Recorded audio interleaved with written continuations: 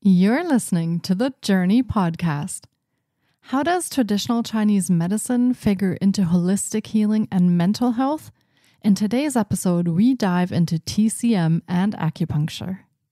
Hi, I'm Petra Brunbauer, and with decades of experience with sadness, pain, anxiety, and stress, I finally figured out how to leave all that behind.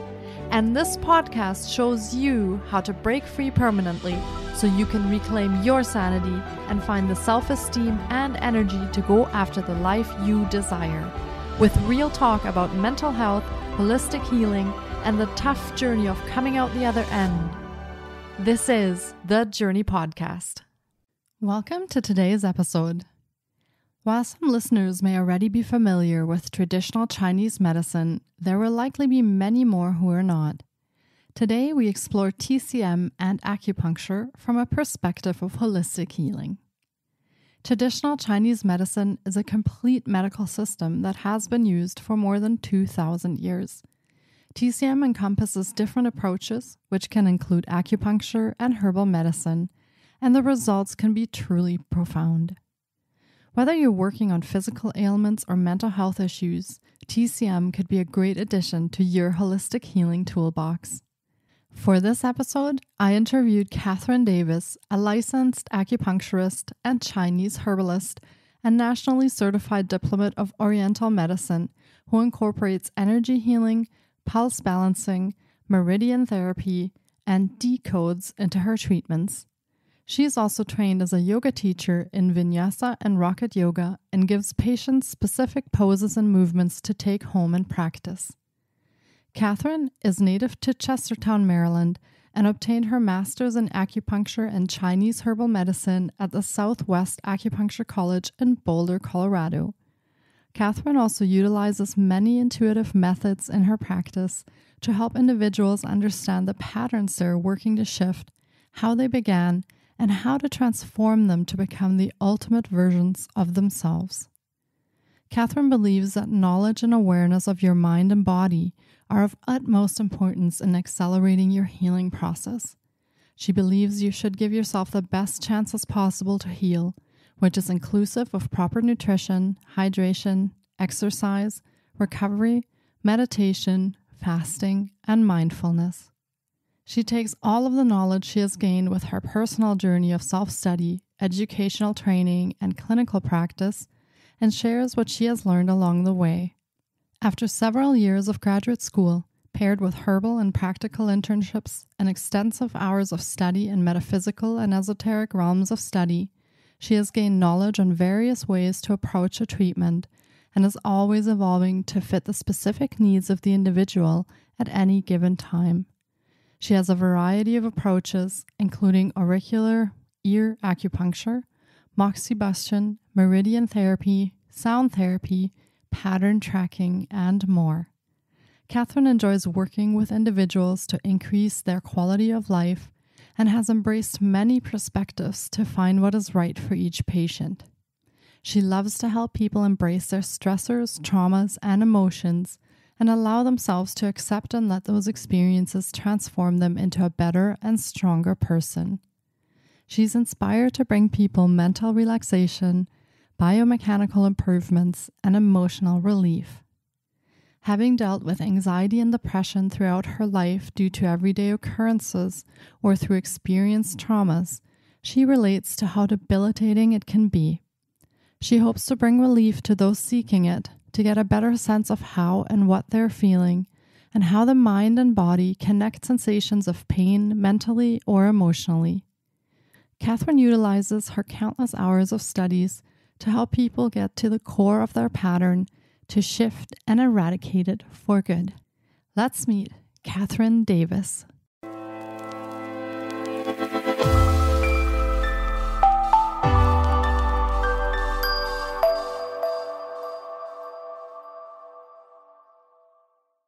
Hi, Catherine. It's so great to have you on the podcast. We are talking about a topic today that our listeners might not be very familiar with, so I'm excited to discover more and share your experiences. Welcome to the podcast. Yes, thank you so much. I'm super excited to be joining. That's fantastic. And to get started, do you want to share a little bit about yourself and how you got into the work that you're doing? And we'll talk about what you do in just a little bit. Sure. So I am currently dealing with acupuncture and Chinese herbal medicine. And I got into that by really my own experience with it when I was younger. Growing up, I always had like a strong interest in things like anatomy and physiology, biology, just learning about how the body works. And then I started getting acupuncture for myself when I was a teenager, and it helped me a ton for things like anxiety and some digestive issues that I was having. And it was kind of always like something I thought was cool. I really didn't experience much of that level of relaxation much at that age. So that was really impactful for me. And I was in a nursing program, and the more and more I was in it, the more I felt like it wasn't for me for various reasons. But the biggest reason I feel was really because of the waste that's accumulated in Western or allopathic medicine, especially in like a hospital setting. So I all of a sudden just had this strong push to apply to acupuncture school versus continuing on with my nursing program. And yes, and I started learning about the theory of it and was just completely like mind blown. And it was just so interesting and so cool. And yeah, it's just been uphill ever since then. That sounds great. And what is acupuncture exactly? Can you explain to our listeners what that means or what it looks like so they can get an idea as well? Sure. So currently in like modern day acupuncture, what is happening is you're using a needle that is super, super, super thin. Like think like the thinness of your hair type thin, or at least the needles that I use are very thin like that. You do puncture the skin, and you're going at a variety of depths depending on where exactly those points are. Obviously, areas that are a little bit thicker and meatier, like your glutes perhaps, may go a little bit deeper, and places like around your wrists and ankles are more shallow. But when you're doing that, the depth is really important because at a more superficial level, you're working more with the immediate nervous system. And the deeper you go, you're going to be affecting more like the musculature and things like that. So there's a variety of ways you can approach what you're doing depending on what you want the outcome to be. And what I always think is interesting, because not many people know this, but currently we use like titanium, and there are some like gold and silver needles as well, which is really interesting based on what you're trying to do. But in like not archaic times, but like a long time, like thousands of years ago, they would actually take like bones or stone and make them like really, really thin and use that for needles. But obviously that was a bit thicker than the needles that we're used to using now. Mm-hmm. That makes sense. And so when you insert the needles into various points in the body, what are you achieving by doing that? Because I know there might be some listeners like me that are a bit squeamish when it comes to needles. So what is it that we're doing when you're putting these needles in the skin? Sure. So really at the core of it, when you're developing, like right after conception, like as an embryo, there's something that happens when you begin to form your organs, and which is called organogenesis. And there's something called embryonic unfolding. So as you're like this cluster of cells, you may or may not have seen videos before, like of a sped up like time lapse of an embryo developing, and it's kind of like sitting, and then it does this like unfurling where instead of being one mass, it's more like a C shape sort of thing. Mm-hmm. So when that happens, you're going from one structure to many. So your brain and your nervous system starts to develop and your organs start to develop, but it all came from like a singular tissue. So in that way, you're able to use the peripheral parts of the nervous system, which are, instead of being central, which is like your brain and your spinal cord, the peripheral is where the nervous system extends.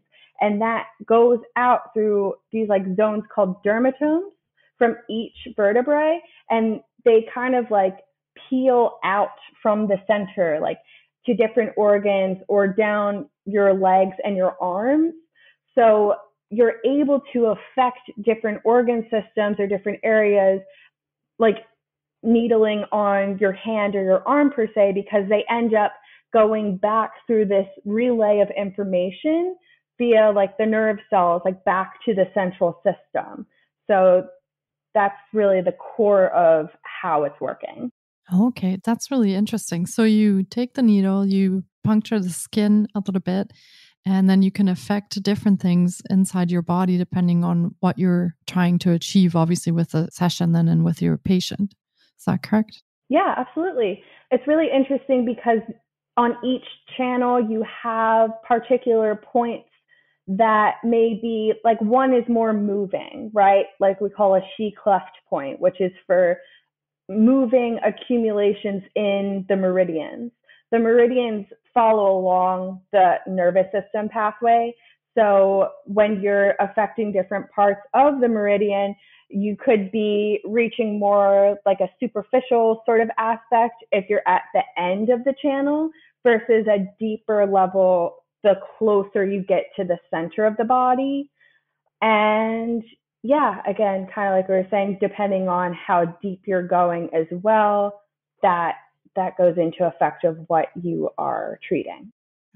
That makes sense. And acupuncture is a holistic healing technique. And so, how does it address the wholeness and the unity of the body, mind, and spirit altogether? Yeah, that's a wonderful question. I always find it so interesting because in the olden days, like before, so in the history of China, at one point, when there was this big movement, like the Western medicine, like allopathic approach to medicine, when that happened, and there was like the communist movement in China, they actually like really wiped away a ton of the like ancient teachings of TCM, which is traditional Chinese medicine, because with this push for like this new Western scientific, quote unquote, like type of medicine, they outlawed it. Like they made it illegal to practice it or like pass on the readings or anything like that. So there was a lot that was lost in how important it is to realize that there is a spiritual component of the medicine. It actually started out like 6,000 BC, which is crazy, like a long time ago. Like the first sort of archaeological findings of acupuncture and TCM was more of a shamanistic style of medicine. So there was more of a heavily weight towards that spiritual mindset, like, or viewpoint.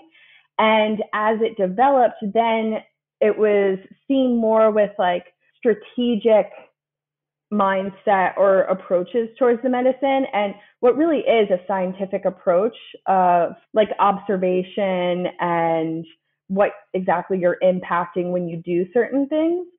So as that movement, like the communist and Western movement came forward, they pretty much outlawed it, and a lot of the teachings were actually lost, and it was relied upon to be passed down from people who had been like generational practitioners.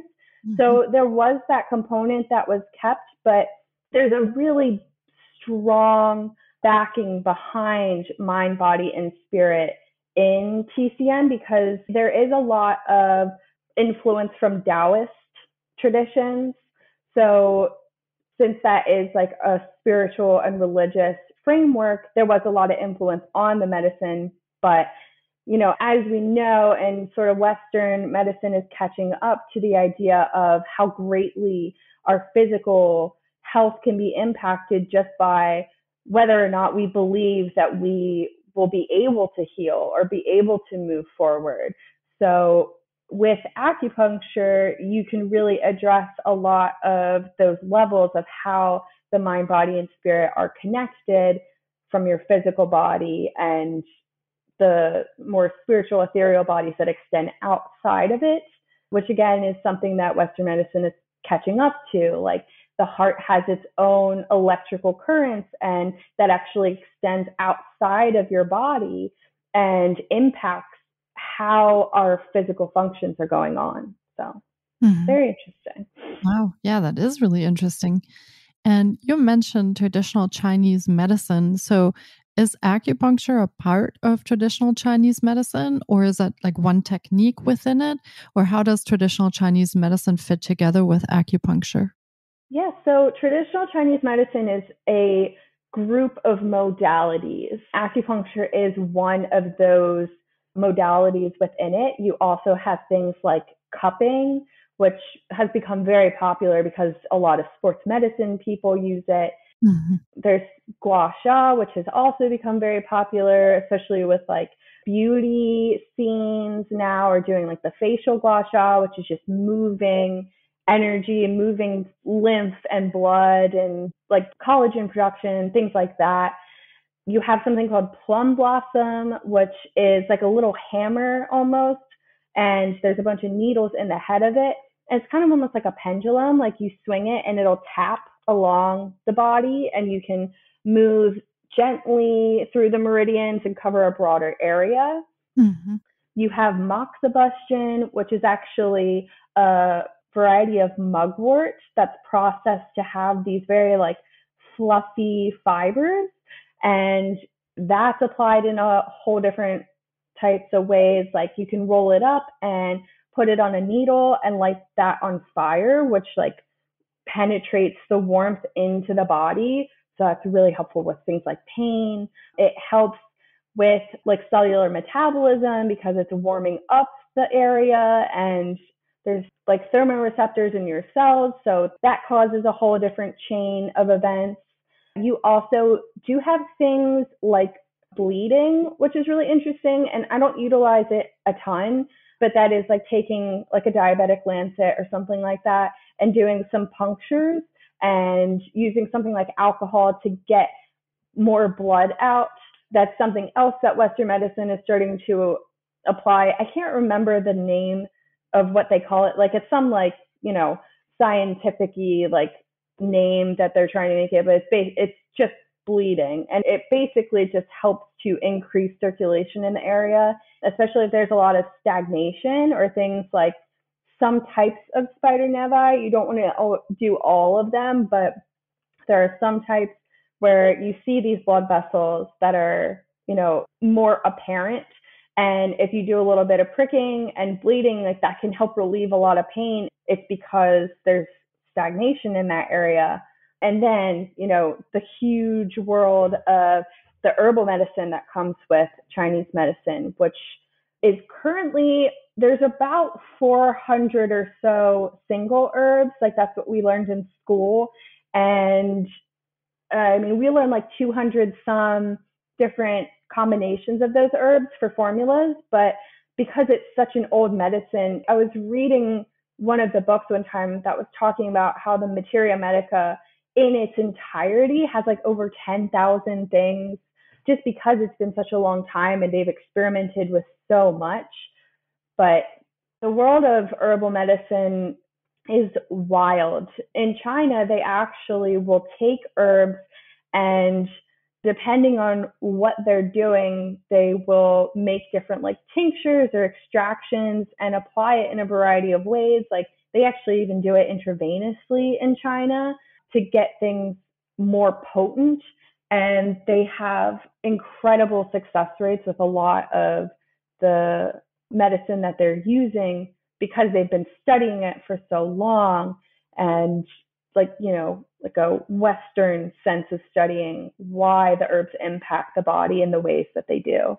Mm-hmm. So that sounds like a really big field, the traditional Chinese medicine, like a very ancient field of medicine that has so much to offer as well. And now some of the things that you mentioned sound kind of painful. So getting pricked in blood sounds really painful.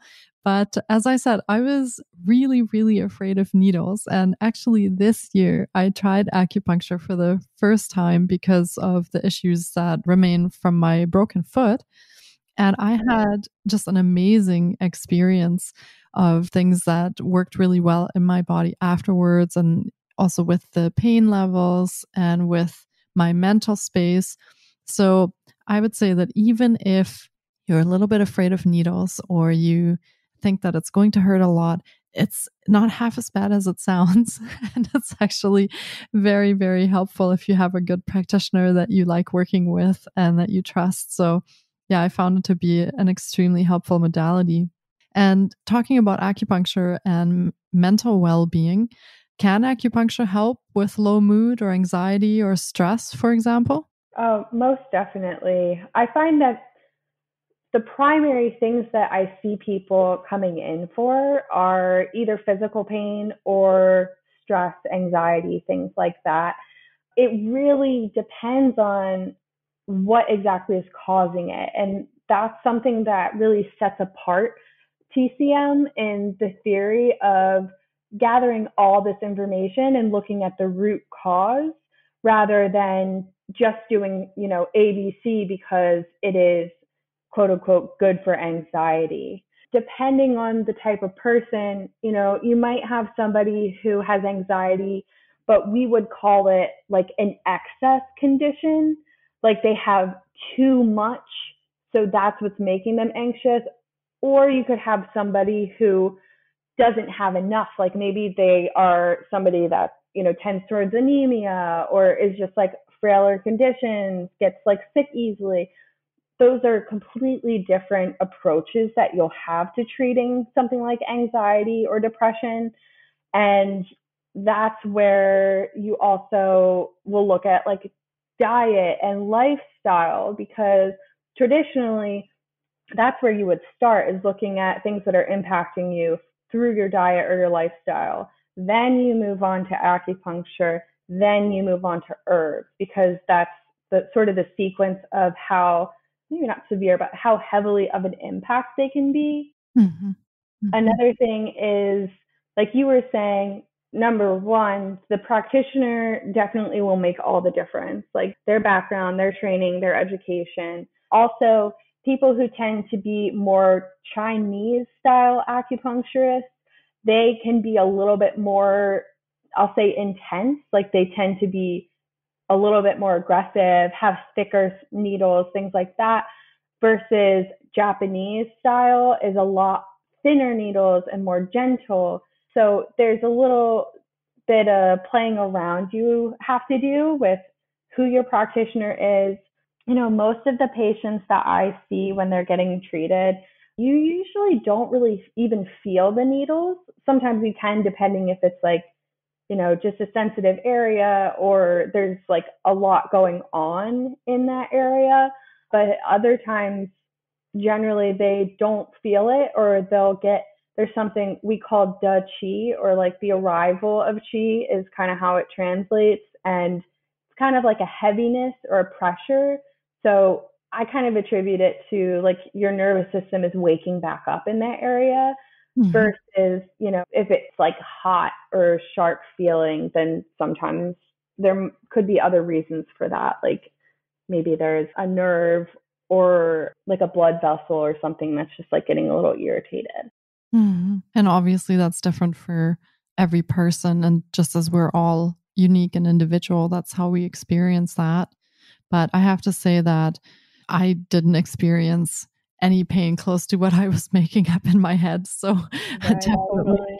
that was way worse of what I had kind of made up, and it didn't hurt at all. I didn't feel the needles, and I worked my way up from just a couple of needles to now I can do a full session. So even if you're afraid of needles, you can always start with just one or two needles and then work with a practitioner to work your way up to where you're comfortable with that if you'd like to try that out. So that's always an option as well.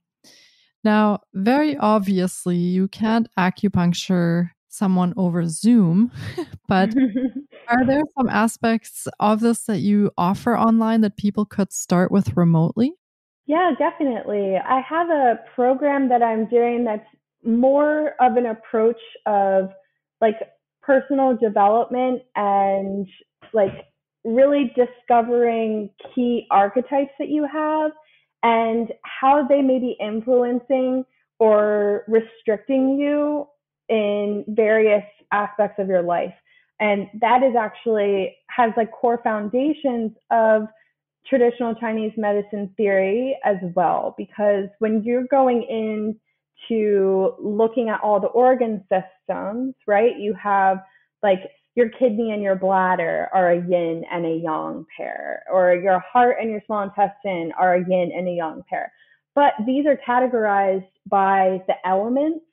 And, we have to think back like thousands of years ago, the type of like scientific methods that they were using were pretty much strictly from observation.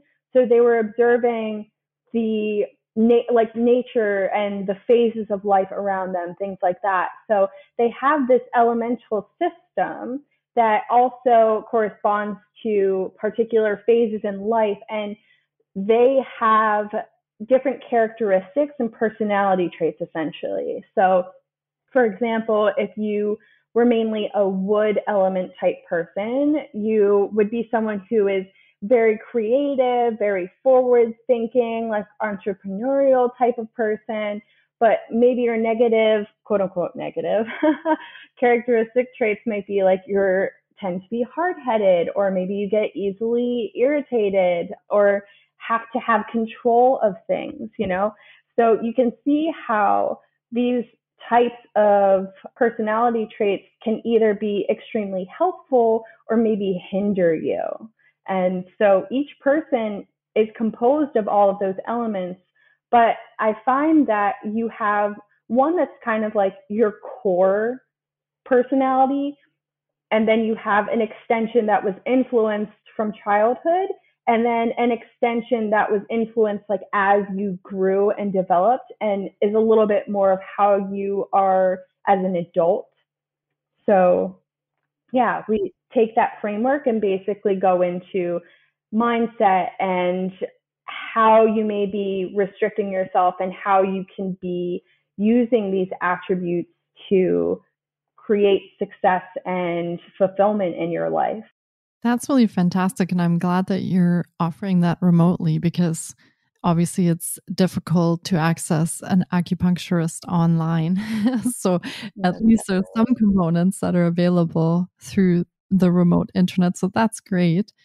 And we will be linking to all of Catherine's offerings in the show notes as well. So you can have a look in there and see how you can contact her and maybe get in touch with her about the programs that she's offering.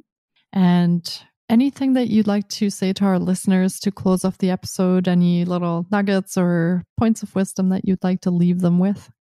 Yeah, I would say just the biggest thing that you can do for yourself is, number one, being honest with yourself about where you are and where you would like to improve, and being open-minded to maybe trying new things and seeing how you may be impacted in your life physically, mentally, emotionally, based on the habits that you're creating, and thinking of the things that you actually do want. Because if you don't have a sense of where you want to go, then you're really doing yourself kind of a disservice, because you'll just kind of stay in the same place. So that's some great wisdom there. Thank you so much for sharing that. Yeah. And this has been another amazing episode, and I hope our listeners have enjoyed the journey into acupuncture and traditional Chinese medicine. It has been a pleasure having you on the podcast, Catherine. Thank you so much for your time today. Of course. Thanks so much for having me. It's been fun. Yes, and we definitely have to catch up again once I've done a bit more acupuncture, so that we can chat about that and I can share some actual experiences of acupuncture. Yeah, that sounds good. Great. Well, thank you so much and take care. All right. Sounds great. Thank you. Thank you so much for taking time out of your day to listen in. If you enjoy the Journey podcast, please subscribe, share on social media, and leave us a review. And be sure to get your copy of our brand new ebook called Break Free. Sending you love and courage, and see you next week. Until then, you can find us on Facebook, Instagram, and the Journey blog.